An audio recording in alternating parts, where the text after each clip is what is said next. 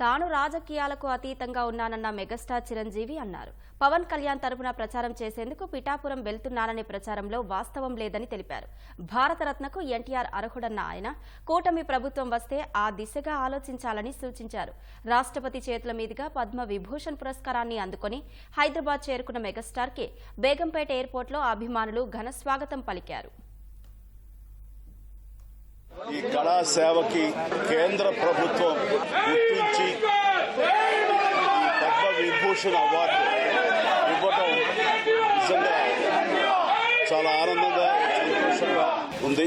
భారత ప్రభుత్వానికి దానికి వెనకుండి ఈ అవార్డు రావడానికి కారణభూతులైన ప్రతి ఒక్కరికి నా హృదయపూర్వక ధన్యవాదాలు తెలియజేస్తున్నాను.